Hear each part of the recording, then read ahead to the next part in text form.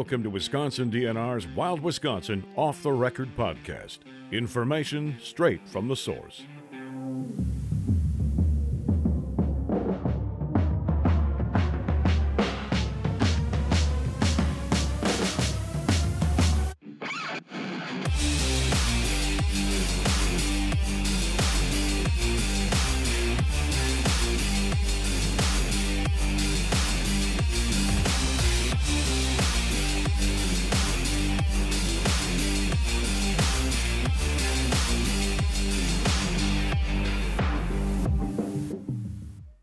Welcome to another episode of the Wisconsin DNR Wild Wisconsin Off the Record podcast. So just as a reminder for people listening, this really gives us, as DNR staff, and we bring partners into a good opportunity to give you a look at kind of what's happening behind the scenes and what we're doing on a daily basis to improve your time in the field. So this one, today we've got a special episode to focus on what you need to know from a rules and regulations perspective as a deer hunter going into this season. So whether you've already been out for the archery and crossbow seasons, youth hunt, things like that, or you're waiting for the 9-day gun deer hunt, we're going to give you everything you need to know before you head out there. Make sure you're following the rules, and everyone will have a safe and successful deer hunt. So today we are joined by Matt O'Brien with DNR's Law Enforcement Bureau, and we've also got Scott Carroll with the Wildlife Management Program. So before we get started, we're just going to get a brief background from the host. Matt, we'll start with you. Can you describe your position at DNR and kind of how it relates to what we're talking about today?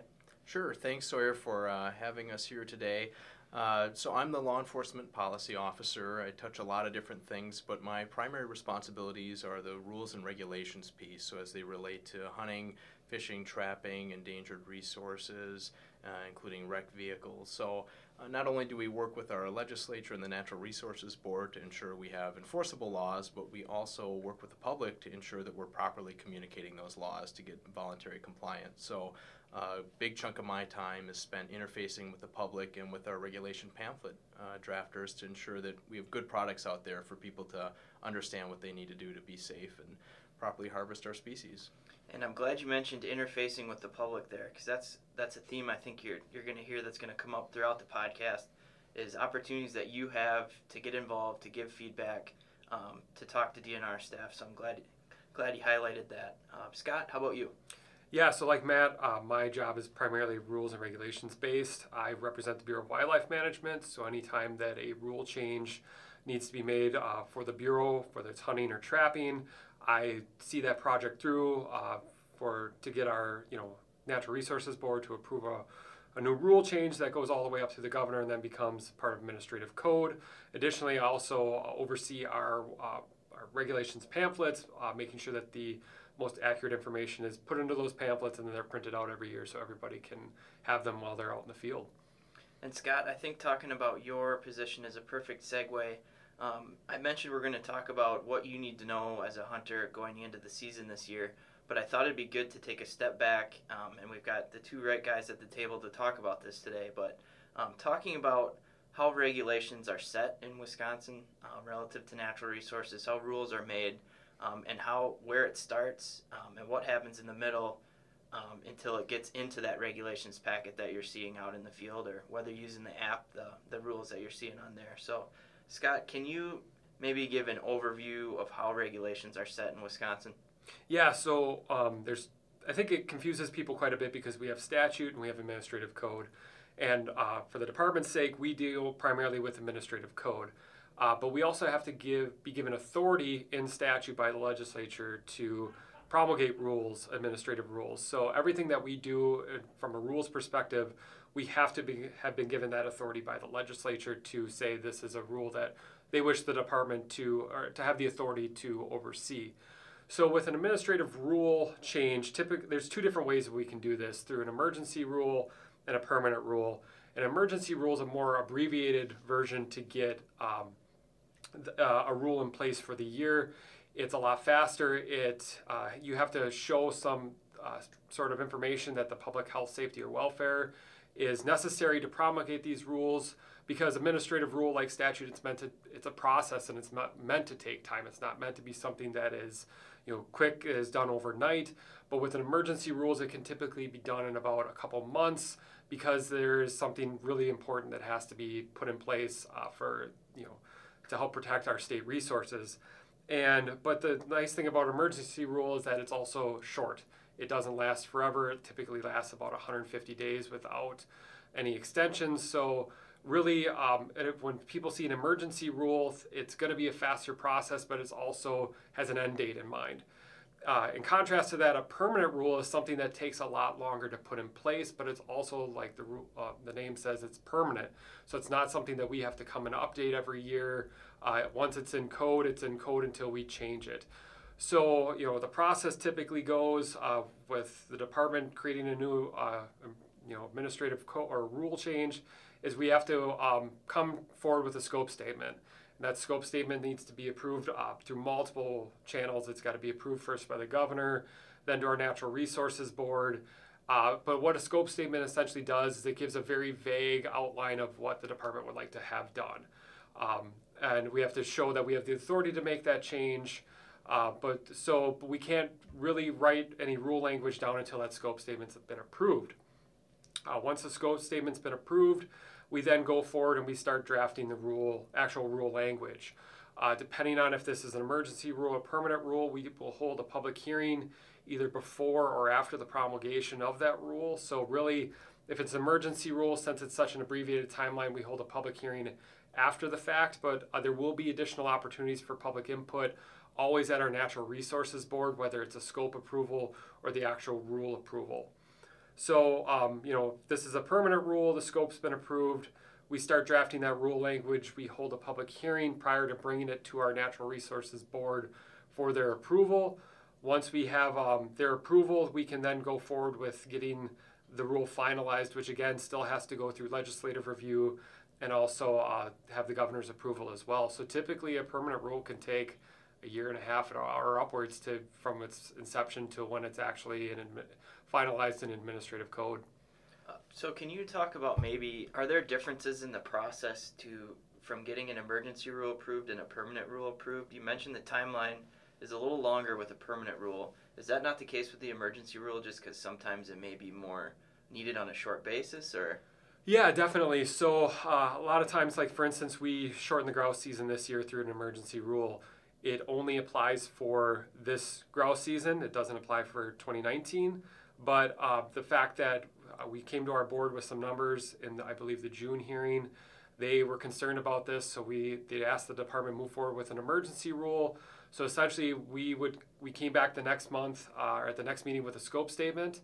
And once that was approved, then we moved forward with the emergency rule, getting that approved. And really, it's because we have to make some sort of verification or prove that it's necessary to be done, in a short period of time for whatever reason that might be. But it's a more stringent process, I believe, to get an emergency rule.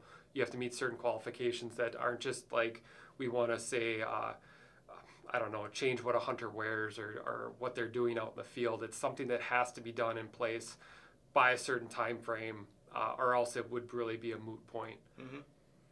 Matt, anything you want to add there? Well, I think, Scott, as you were talking, a couple things come to mind that the public would probably benefit from. The first question is, how do we get all these ideas sort of funneled to us? And I think, I know from my seat, we certainly encounter wildlife biologists or conservation wardens in the field that sort of detect some issues that say, hey, we might need to consider a regulation change here, and we've got an internal process to look at those and determine if they're a statewide matter. But probably most importantly is the Conservation Congress spring hearings process, which is where every spring in April the department's partner, the Conservation Congress, sources these ideas from the public. By and large, if I sit down and look at the regs pamphlet, I see a lot of ideas in there just in my time that I know came from sportsmen out in the field. And I bet you if we look back in time, a very large chunk of those are coming from the public themselves. So that's the beauty of that Conservation Congress process through the spring hearings, is we're really getting that sort of grassroots ideas about what hunters want to see from their seasons and from their state agencies. The other piece that I just want to touch on, because as I was listening to your long discussion about rules, which it is a process, I know that what's difficult for me, and I'm sure it's difficult for members of the public, is the timelines, right? So for people like Scott and I, what we're going to be working on here in the next few months are the things that have to do with next year's deer season. So this season isn't even really done, and from our perspective, the way our roles are, we already have to be looking forward. So, and I'm just starting to think through some of the timelines. You know, if we want to have the regulations in place for a season, and we try our hardest to make sure that those regulations are done and locked up before a season starts, but then you back up, and I think we usually have the regs pamphlets done around June, July, so we have to have all the changes done by then, and the drafting of those pamphlets takes 2 or 3 months. So by the time you step it further back, we've always sort of got to be a year and a half in front of where we want to end up, which is really a challenge. I mean, as everybody knows, in this day and age, technology moves so fast, and life moves so fast that trying to be a year and a half out, it just kind of seems like forever. But I know that's always my challenge, and the public hears about things. They say, oh, I heard that's changing. Well, it doesn't quite change until next year. And just because there's such a process involved, partially because, as you mentioned, we want that public input because we don't want to be making rash decisions. We want those decisions to have good scientific underpinnings and be supported by our regulated public. Oh, absolutely. We'll be taking stuff to the Natural Resources Board in the next couple months that'll be over for 2019 or beyond, really. So it's not, you know, as the department, we don't like to throw things at people at the last minute. Specifically, we like to give people, you know, have rules be effective in the springtime at the probably the maximum, so that we have some leeway or some time in to start communicating those changes to the public. So it's not like we're just throwing things out there in September or October. That's definitely, I think, something we try to avoid at all costs. So for the people listening, as a reminder, we're talking about kind of the rule and regulation process before we get into specifically this deer season. Scott, you gave a good example of an emergency rule with that grouse season. So can you explain just briefly the situation there to give people some context for why it was an emergency rule? Yeah, so you know, we had heard some concerns over the winter, particularly from Conservation Congress members, that they thought the grouse was or the numbers were a little low this year. We do spring drumming counts every April to kind of create an estimate on how many grouse are out there for rough grouse, and we got our numbers back this year. It was down about 34%, which was lower than we expected. We still, you know, grouse, their numbers kind of go on these curves, and we still expected it to be on an upward trajectory. You know, there was some concerns. Some neighboring states had some instances of West Nile in their grouse populations, and I think, you know, the concern was brought to the board to basically say, you know, something might be going on here. I think for the sake of the grouse population, we need to take action for this year and, you know, protect them a little bit more. And the board came back and asked the department to move forward with an emergency rule that would be in place to shorten the grouse season for this year. Ultimately, you know, through public input, I think even the board suggestion changed. It was initially brought forward through, I think the board had suggested November 30th. They ended up compromising, I think, December 31st. So even throughout the emergency rule process, there's still opportunities for public input, and we really encourage everybody to you know, check out our website for our public meetings. I know a lot of these things are posted. You know, our rule changes, especially emergency rules, are covered quite a bit by outdoor media. There's other ways, you know, sign up for our Gov delivery lists.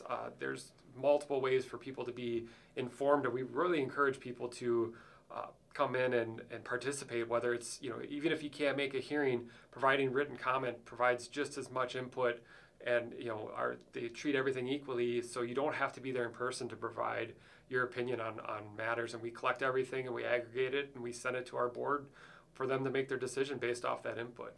Yeah, and I think Wisconsin is pretty remarkable in the amount of public input that we solicit and welcome, and really the ability of that public input to transition itself into the final product. And I think a big mark of that is the compromises that come about. You know, when you're able to source all these different viewpoints from what does this regulation mean in Ashland County, what does it mean down in Racine. You know, Wisconsin, although we're perhaps not the largest geographic state, certainly seems to have a lot of uniqueness throughout its various areas, and the things that sportsmen are experiencing in those areas are different than other areas of the state. And as you mentioned, those public input opportunities, not only the formal ones associated with rules that all agencies have, but our specific opportunities with the Natural Resources Board, with the Conservation Congress at the spring hearings, where a lot of our rule changes also go through. And then, as we saw recently, there's always additional opportunities, even with the legislature, to have yet more public input, all with the goal of really trying to foster a compromise that's going to be the best regulation moving forward for the greatest percentage of citizens. Mm-hmm. And for people listening who may be thinking to themselves, well, I thought this was about deer, why are we talking about grouse? The reason I wanted Scott to give background there is to hopefully give you some context as to what is an example of why an emergency rule would be brought forth and approved. So hopefully that gave you some more background. Matt, can you give some brief background on an example of a permanent rule and maybe what that process may have looked like? Right, so the permanent rule process, as I mentioned earlier, we get a lot of our suggestions from the Conservation Congress. So we get those in the form of those spring hearing questions. Our department staff look at those and try to assess, whether or not those are going to fit well for our context moving forward. So our permanent rule process is going to come out through the Natural Resources Board really in about that December range, I think, is when we submit our questions. For April, then we will actually have the questions on a questionnaire during the spring hearings.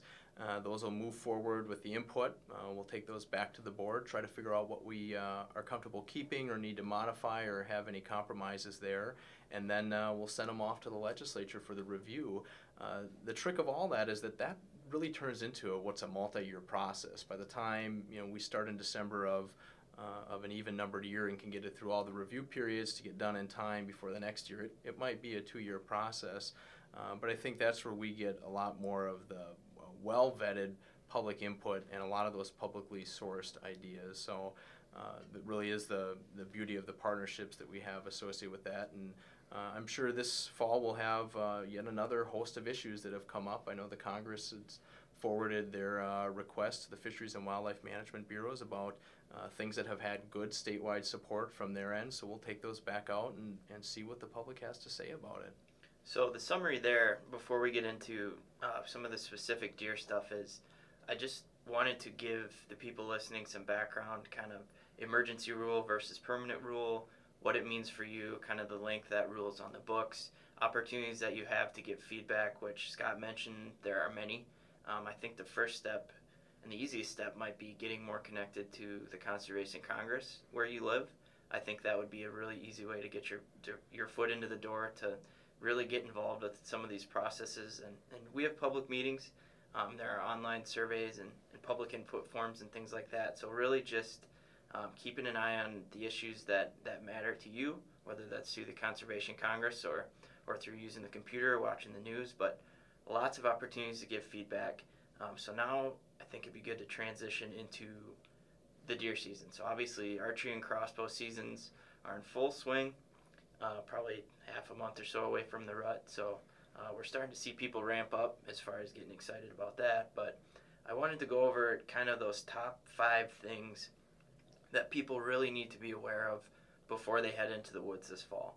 So I thought where we'd start, kind of speaking of rule changes, the CWD carcass movement topic is one that's been a really hot topic late summer into fall.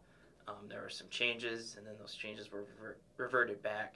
So Scott, can you maybe just give some background about the process that went through before we kind of explain where we're at now? Yeah, sure. So this was all part of the governor's CWD initiative that was released back in late April, early May of this year. There was concerns, I know, from last November through about June of this year, we added, unfortunately, about 12 new counties as CWD affected. And we had some concerns. This has been an issue on everybody's radar for a while. Even at our Conservation Congress spring hearing this year, I believe there was about 41 resolutions kind of asking the department to take additional steps to reduce the spread of CWD. And I think the governor responded to that, and he directed the department to engage in emergency rulemaking for this year to get some additional carcass transportation restrictions on the books for the fall season. So what we did was we came back with a scope statement that was approved, but the legislature asked us to hold an additional public hearing. The Joint Committee for Review of Administrative Rules said, hey, let's hold a public hearing about this. This is a big deal. And so we held a public hearing in Wisconsin Dells in June of this year. We had quite a few people attend. I think it was about 30, 40 people there. Collected that input. brought the scope statement to our board at the June meeting. After that hearing, they approved that scope statement, and then we don't have a July board meeting, so the next opportunity for the board to vote on that would have been in the August, which was up in Green Bay. So from basically when the scope statement was approved through August, we're working on that rule, collecting that public input, and we're presenting it to the board in the form of a packet. And the board looked at that packet and they said, this looks good. They made a couple small changes to the rule, and they voted for approval. And we were all set to have that. It became effective October 1st. However, the legislature again was concerned, or expressed some concern about this, and in their capacity, the Joint Committee for Review of Administrative Rules again stepped in and said they wanted to hold a public hearing on this. And it was, we held a public hearing, I believe it was about 7 hours on October 1st. Had a lot of public testimony, which was fantastic. We were there, we presented, the background for the rule, and at the end of that meeting, I think they voiced their concern about this and voted to suspend the carcass transportation portion of that rule. So it basically does is it says, until the legislature acts on this topic, it prevents the department from, moving forward with any other rules on carcass transportation, at least till that time, which will probably be till about January of 2019. But it also reverted back all of our carcass transportation rules to basically what it was in 2017. It's important because this proposed rule that got suspended, it put some restrictions in, but it also allowed hunters to do a couple extra things that they couldn't in the past. Specifically, relaxed our quartering restrictions, and it also allowed hunters to process and leave certain deer carcass parts in the field.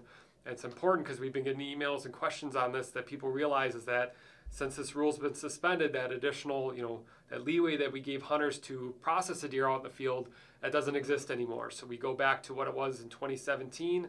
Essentially, you have to take all the deer parts out, except, obviously you can gut your deer. But then again, also it allows you to move your deer more freely than what this emergency rule would have done this year. So you can still essentially take a deer out of a CWD affected county and take that whole deer carcass out, as long as you're not going, I believe, to Door or Ashland County. Those are currently the only two counties that aren't adjacent to a CWD affected county. So pretty much, except for two counties, you can move that deer out primarily anywhere throughout the entire state to self-process. There's no requirement to quarter or debone that deer before you leave that county of harvest. Well, I think that's a good piece to just touch on is, a lot of what we're looking for from CWD prevention are the public to come with us on these best management practices, right? Be smart in what you do, sort of be respectful to that long-term view of having a sustainable resource. So when you're packing out those carcass pieces, ensure that they're ending up in proper landfill spaces. I cannot count the number of calls that our hotline gets every year of dumped deer carcasses, whether it be on private property, road right-of-ways, public parking lots. And I understand the challenges for a lot of folks because they don't always have access to a landfill, and maybe they don't have access to the sort of opportunities that some people have in other parts of the state. But I think our big ask there is be responsible as you pack out that waste. Ensure that ends up in our regulated streams, and we ask of that not only from the public but from the taxidermists and the licensed meat processors, so that we're doing the best we can to keep the spread of that disease as slow as possible. Absolutely, and as Matt said, I think our best expectation for handling a deer carcass is to have it go into a landfill. But people should also be aware that that might not be available to them. If you shoot a deer in a CWD affected county, say, okay, I'm going to take it home, I'm going to process that deer, I'm going to throw it away in the garbage at my curb. Once I'm done with it, you may find out that not all the landfills in the state accept deer carcass waste, and that causes a big problem then, because then all of a sudden you've got this carcass on your hands that can't go into the proper stream of disposal, and what are you going to do with it? And what we don't want is it to be dumped in an area where it shouldn't be, like in a roadside ditch or somebody else's public land or anything like that. So if you think you should double check with your landfill to make sure that they actually will accept your carcass waste if that's what you plan on doing for this year. And we've got a website, I believe, if we type in CWD carcass disposal or something of that nature, there's a map that comes up. I've seen it where it has all the landfills map. I found that really helpful to sort of piece that together. And the other thing from that is I know the Natural Resources Board shared their interest that the department really put forward a strong effort to try to find a landfill solution, because by and large the vast majority of our hunters want to do their part, or they want to do what they can to help protect our sporting heritage, to protect our deer species throughout the state. It's just that there aren't a lot of options. So I hope that what we see from that is some really good, innovative, leaning forward kind of thinking that hopefully tries to fix this problem, to make it a little bit easier for people who want to do the right thing to be able to get their carcass into one of those regulated streams. Yep, and looking at programs that we're looking at ramping up right now, like the Adopt a Kiosk program, the Adopt a Dumpster program, which we're going to be sharing more kind of going into fall on that. We're working with you guys as hunters to kind of work together to find solutions to some of these issues. So let's put this one to bed. I don't know if you guys want to use a hypothetical or how you prefer, but it's a very interesting process that rule went through, and then it wasn't a rule, and then a segment was taken out. So what do I need to know at the very basic level regarding carcass movement this fall? Basic level is what you did last year, you can now do this year. So I know it's hard. There was a lot of back and forth with this, but essentially the rule that we proposed is no longer effective. So whatever you did, whatever was legal last year is legal again for this year. And also, unfortunately, that carcass processing in the field, that went away too. So we don't want people confused. But it's however you did it last year is how you're going to do it this year. Yeah, and page 28 of the deer regs still spells that out about how you remove all the parts from the field minus the entrails that can be left behind. Pack all that out. You can quarter it if you want to. I know some people still quarter their deer. A lot of people are probably dragging them out if they're on private property, either with the youngest person in camp or if they have their ATV or whatever. And again, just do your best to make sure that those are properly disposed of. That's the biggest key. And for those of you that take them to licensed taxidermist, meat processors, etc., those folks have already got the plans in place, as you know, from years past. So do your part. So if I shoot a deer in Sauk County on public land, the deer's down, I field dress it, I'm good with leaving the entrails in the field, but other than that, I need to take the rest of that out with me. Is that correct? Correct. Okay. All right, so I hope that's clearing that up. Speaking from a communications perspective, it was definitely challenging for us to make sure that we were kind of keeping up with all of it. So we want to make sure that you guys have the info that you need to go out tomorrow and know that you're following the rules in the field. So moving on from that one are some DMU changes, so Deer Management Unit. So do you guys want to talk about those at all? Sure. So our deer management units, essentially, it's the area that you are given your tag that tag's effective for. They're typically county-based units. There are also some metro subunits that are available that you allow some additional opportunities for harvesting, particularly antlerless deer. And for this year, we have 2 new metro subunits, one around the Janesville area in Rock County, and the other one in Eau Claire, basically Eau Claire and Chippewa Falls. We also had some metro subunits were amended this year. I know La Crosse's map was amended. Milwaukee became larger. Dane County became significantly larger, the one around Madison. So if you hunt in those areas, check out our maps available on either on our website or in the regulations. I believe all the metro subunits are right smack dab in the middle of the regulations. And if you're in one of those metro subunits, see what's available for you, because there are additional antlerless tags that you might be able to use. And Scott, can you just talk briefly, are those DMUs on a sort of regular review process? Is that how that came about? I'm trying to remember. I thought it was every few years we sort of, as an institutional matter, looked at those regulation boundaries. Yeah, so this was all these regulation changes were part of a permanent rule that was put in place. Actually, it was a permanent rule and emergency rule, so we could get it in for this year. But essentially what it looks at is, we use CDOC recommendations in terms of what our metro or our units look like. So those are County Deer Advisory Councils, which is also open for you guys to attend and get involved with. But sorry, Scott. Yeah, nope. So we use our CDACs to create recommendations for our deer management units. I know before I came on here, I was on a CDAC and Dane Counties, and we specifically mentioned that the metro subunit for Dane County was kind of wasn't adequate at this point. It didn't cover a lot of even the city of Sun Prairie. So we made that recommendation at the CDAC level, and then I got to come here to the DNR and see that that rule change through for this year. So it's kind of interesting being on both sides of it to see where that originated from and how it became effective at the end point. Mm-hmm. And a couple things on that one. So obviously, if you hunt in one of the areas mentioned, absolutely this is something you need to look into, whether it got larger, smaller, new metro unit. But the web, we have a live mapping system. Search keyword DMU on our website, you're going to find that. The regulations, obviously, but I think a really cool new tool that we have this year is the app. So that, Scott, do you want to touch a little bit on how that would relate to kind of the DMUs and what that would mean?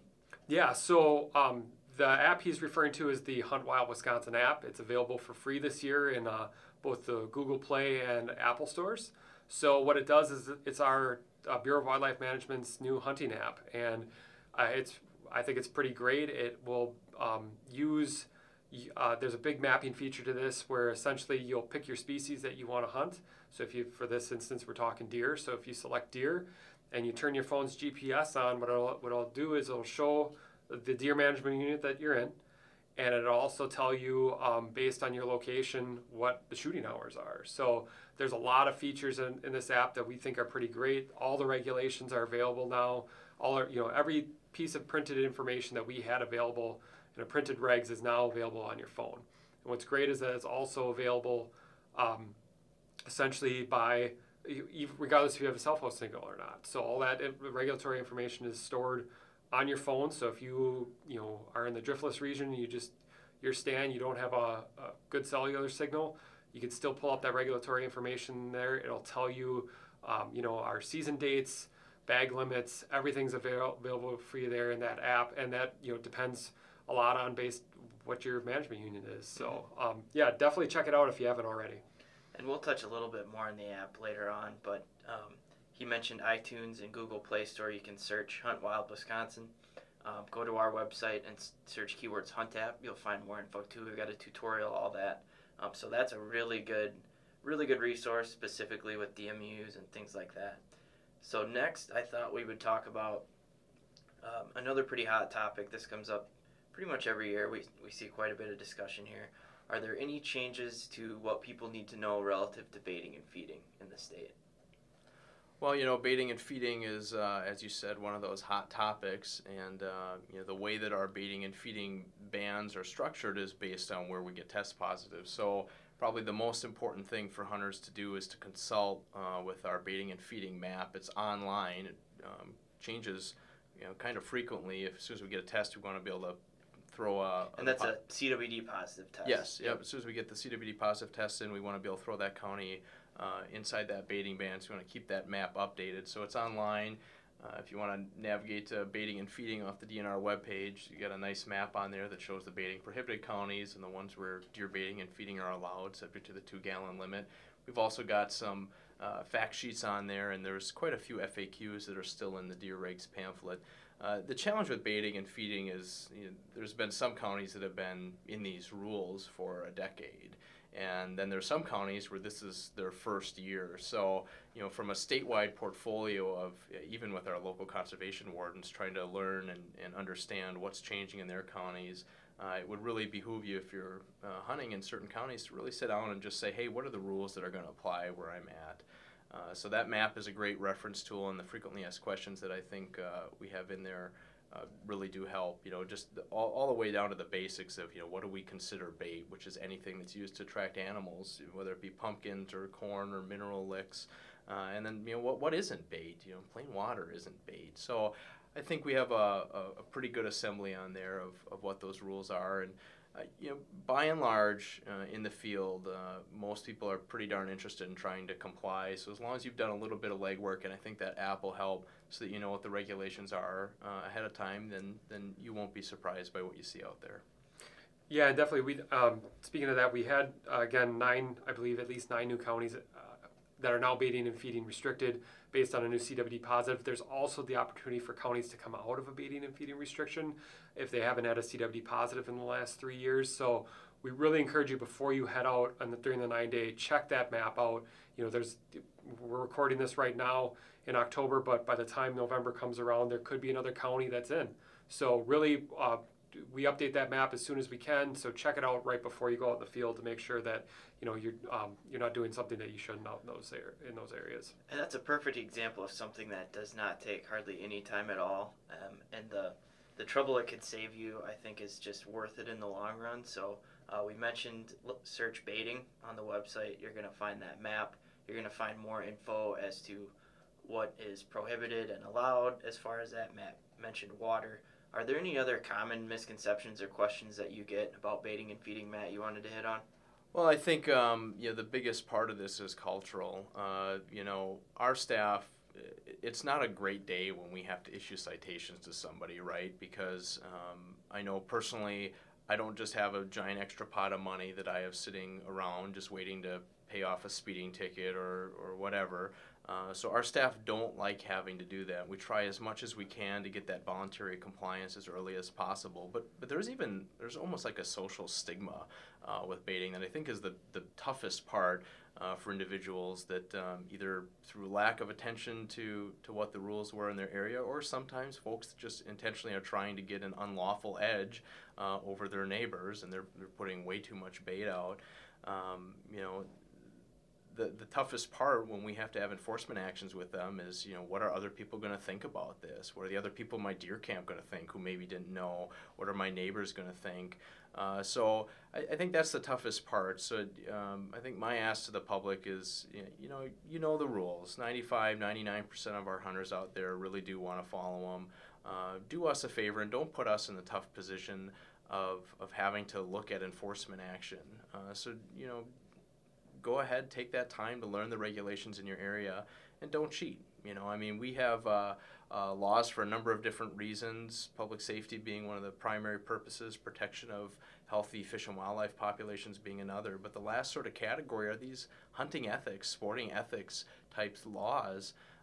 And those are sometimes the most difficult, not only for us to enforce, but to sort of implement on a field level from the public's perspective, because we're talking about fair distribution of game, fair pursuit against our societal standards, which change over time. So we don't get as many baiting and feeding questions these days as we used to. I think we've sort of exhausted all of those FAQs, and we finally got every document about as well polished as we can get to put them in there.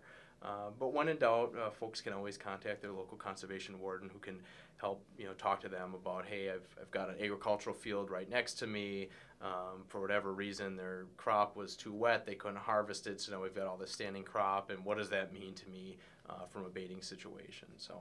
And what does that mean to them from a baiting situation? Yeah, so as a general matter, anything that's part of normal agricultural practices aren't going to be considered baiting, right? Wisconsin has a very large agricultural history, right? You can't drive throughout the countryside in most of our counties without running across soybean or cornfields.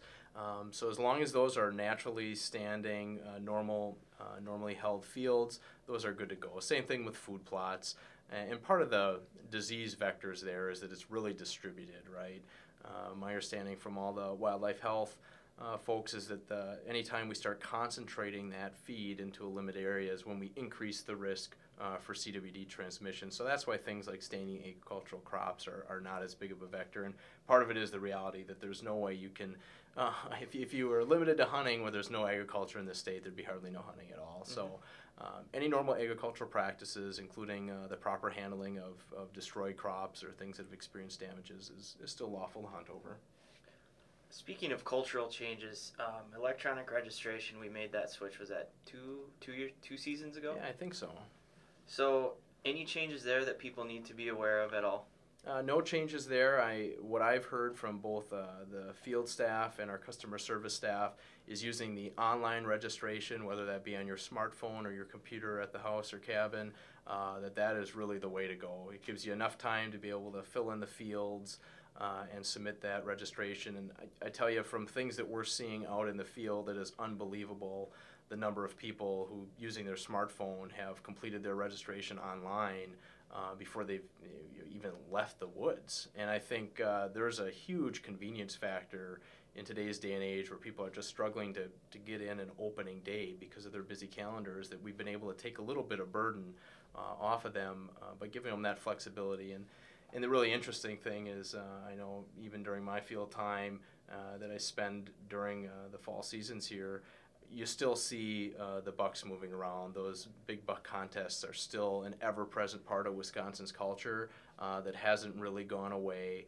because of the changes to the registration system. Because those are critical parts of Wisconsin's sporting tradition, and it's great to see them alive and well and adapted into the e-registration era. I think that's an important take-home, that nothing has to change. I think there are two main things that, from a communications perspective on social media, talk to my buddies, being at deer camp. The first one is where I hunt, I don't have phone reception, and I can't get online to use that feature. So what advice would you give them for that? Yeah, so what we've generally seen from a lot of people is tends to be the youngest person in camp or whoever's got the most tech skill savviness who will take down registration information, run out to a spot where they've got good cell coverage, and then can register those multiple animals, keeping track of the confirmation numbers for each people. Or you just coordinate your stops for gas, or if you're stopping in at a restaurant or grocery store or whatever, just coordinate those to ensure that you've got your carcass tag information so you can complete your registration when you get some cell service. You know, by and large, we know that most of Wisconsin has okay cell coverage, and if they're especially in an area where they maybe don't have data coverage, but then they can make a phone call, so that's an option as well. They can call into our Game Reg hotline. But for some of those very remote areas of the state, there might be that step of having to get to cell coverage. However, getting to cell coverage is probably going to be easier than trying to have gotten to some of our old registration stations. So the way I like to think about it is we made it easier for about 95% of people, but there's still 5% that is still going to have close to the old amount of work just due to the nature where they hunt. Mm-hmm. And the other part of that, too, that I typically hear, is you touched on it a little bit earlier, is with the electronic registration, you've ruined the culture of people meeting up at the bar or wherever with the deer on the tailgate. And we really cannot stress enough that nothing needs to change at all. The only thing that really changes here is that you can register your deer anywhere with a computer or cell phone service. If that's at your deer camp and you prefer to do that, that's awesome. Hang around with friends and family, do your thing at deer camp. If you want to go into town and do that somewhere, absolutely do that. I don't think there's a bar in Wisconsin that's going to tell you that you can't use their phone to register a deer. Great place for Wi-Fi too. Be at your local bar or tavern. Yep. And they, it's something remarkable is that Wisconsin's sporting heritage, in most respects, predates our regulatory agency, and in a lot of respects, I think that heritage sort of exists outside of our agency as well. The culture that exists in our deer camps across northern Wisconsin, southern Wisconsin, western Wisconsin, eastern, everything's sort of different in the way that people hunt, the fields that they hunt in, whether or not they hunt with deer drives, whether or not they sit all day, whether or not they have lunches.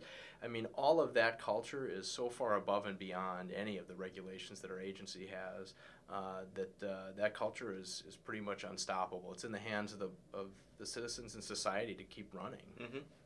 So is there anything else, kind of rules and regs wise, for this deer season that you guys want to cover or kind of make sure people are aware of?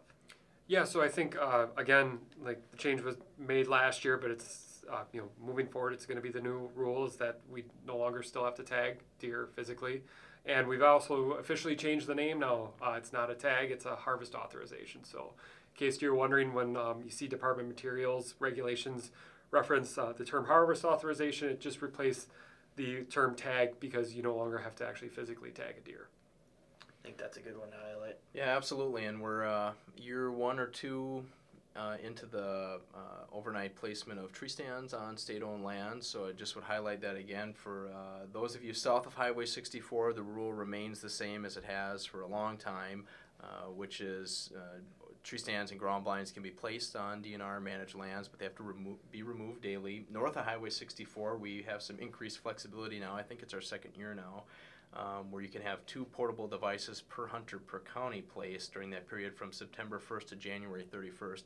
Remember to put either your name and address or your customer ID number clearly identifiable on that tree stand to help us identify who's on the property, or if stuff gets stolen, that we have sort of a ground path to follow for that.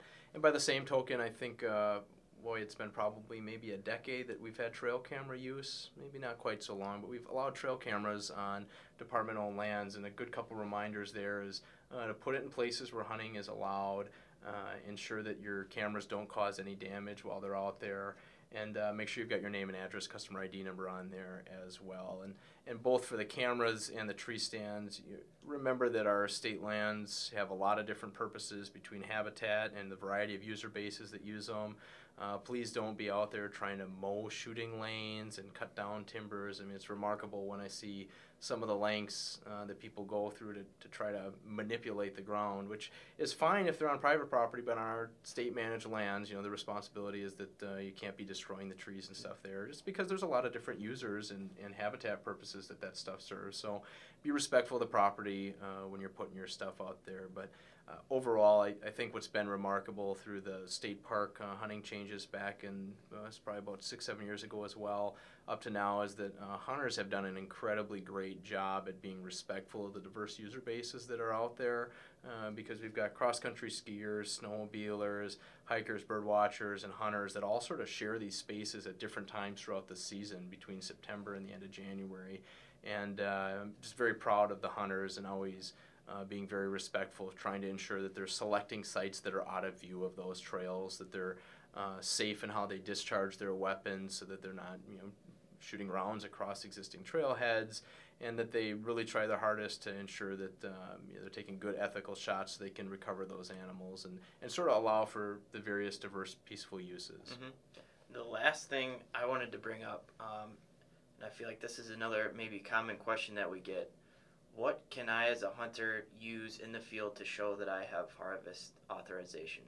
So hypothetically for deer season, what could I use in the field to show that I'm authorized to harvest a deer?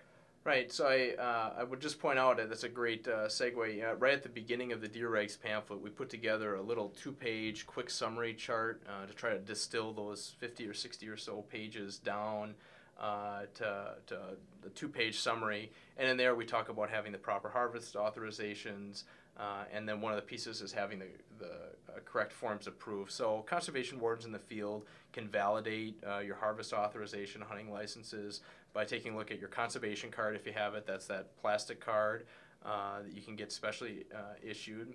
Your driver's license as well. We have the capability to scan that and proof that against the licensing system. If you have a paper hard copy, we can check that as your harvest authorization. I find a lot of folks in certain demographics really like the sort of security or concreteness offered by having those plain paper harvest authorizations, and I've seen people print them out on cardstock and laminate them, and you're free to do all of that. That still lets us check your license. And last but not least, as we're seeing with both the younger and older demographics, quite honestly, is the use of cell phones.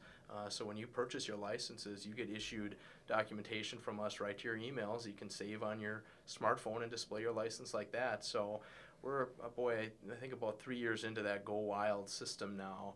And I personally have found that to just be a fantastic convenience. I know even in hunting in other states, it's sort of a bummer. I'm like, oh, I got to print off a license? You got to be kidding me. It's sort of the day and age of tech that we have now. But I think we've created a lot of flexibility so that you can buy your license easily, quickly on a moment's notice, and you can display it pretty darn quickly too. Yep. So I think that's a really good place to kind of wrap up there. So just as a reminder to kind of bring it home here. So I mentioned the app, Hunt Wild Wisconsin. We mentioned Game Reg, electronic registration. You can get to it directly from that app. You can look at your license authorizations directly from that app if you have cell service. So that app is really intended to be a catch-all for all of these things. So we hope you guys are going to enjoy using that out in the field. The webpage, I would recommend just searching keyword deer and starting there. That's going to kind of allow you to go in the direction you'd like to, whether you want to look at regulations, more CWD information, things like that. Obviously, the regulations themselves are going to be a good resource. Matt mentioned kind of those FAQs at the start. You can also find those on the app. And then lastly, something we always try to hit on is talking to DNR staff. They're out in the field. They want to talk to you. They're happy to answer questions that you have. So that's another really good resource that people have as well. So before we wrap up here, is there anything you guys want to kind of close with? You've got the mic. Your season, the gun season's almost starting. Is there something you want to tell hunters? Well, obviously from the law enforcement perspective, just want to remind people, always be safe, utilize those good rules of firearm safety as well as the tree stand rules of safety to ensure that your hunt is safe and successful, right? Back to the basics, Wisconsin is proud of having a very safe season from a statistical perspective, and that is due to the hard work of all of our hunters out there, the great mentoring opportunities that we have. And that's another great key point is, you know, as part of Wisconsin sporting heritage, try to take someone along with you who hasn't been hunting. It's remarkable when we do these learn to hunts to see the excitement in young people's eyes and some adult hunters that just had never had the opportunity to be part of Wisconsin's hunting heritage. So try to broaden your horizons. Think about a neighbor, a friend, or maybe a relative and see if you can rekindle something in them that just gets them connected with the outdoors again. No matter how you choose to hunt this season, be respectful of yourself, the resource, and be respectful of others, and have a good hunt. Scott, how about you? That's a tough one to follow. It is. Matt did a great job. No, obviously safety is number one, like Matt said. You know, what I would encourage is if you have questions about rules or regulations, like Sawyer mentioned, contact us. You know, I'd rather you give me a call or an email than wonder or go into the field not knowing what you can or cannot do. We're always there and available.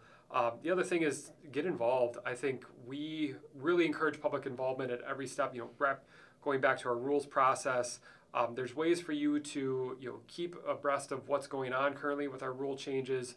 Gov Delivery is a great tool. I've found that even prior to coming here, I would just set up a Google keyword search of Wisconsin DNR and maybe rules, and you'll get daily email updates on what's going on regarding Wisconsin hunting or rule changes. So there's ways to we try our best to communicate anything that's going on in terms of rule changes or regulations, but there, we rely on hunters to on their own to kind of find some of this as well as much as we can do. So get involved in your come to a board meeting or provide written comments. Get involved in a CDAC. Attend a Conservation Congress meeting. If you have an interesting idea that you want to see as a regulatory change, put it forward as a resolution. As Matt mentioned before, we're going to be bringing forward another round of potential rule changes from our spring hearings this year, and the vast majority of them are brought up by hunters not from DNR staff. So there's a way. It takes a little time, but if you want to see something changed, get active and get involved. Mm-hmm. And I don't have much to add to that. Those were both excellent. The only thing I would say is that with all the new social media, and if you haven't checked out our most recent podcast, Communicating with Hunters, we had Vortex and Backcountry Hunters on for that one. The thing I would stress, Scott mentioned, get involved, give feedback. A Facebook comment on one of our posts that says this rule is stupid really doesn't do anything for you or for us. You need to be going to the meetings, submitting official feedback. While it's funny at the time to say stuff like that, it's really not going to help you kind of get to where you want to go. So I would really look into those kind of official ways that you can give feedback, going to meetings, getting involved with CDACs, and things like that. So thanks again for joining us today. I think we covered a lot. I'm hoping this is going to be useful for people at deer camp. So you can find this podcast. You can also find our new web series that covers a lot of this info too at our homepage, dnr.wi.gov, keywords Wild Wisconsin. You can find the podcast on our YouTube channel. Search WIDNR TV on YouTube. And then we also have iTunes and Stitcher channels. So if you have an Apple phone, iTunes might be your preference.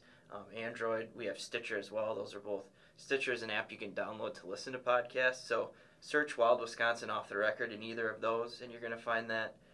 And then just remember to kind of check out our social media pages. That's really what we're seeing as a really key tool in sharing this information. So search Wisconsin DNR on Facebook, Instagram, Twitter, and all that. So we're working hard to make sure that you've got the info you need. We hope this gave you some context as to how rules are made, different types of rules, kind of where we're at right now, and how you can give feedback. So thanks for joining us.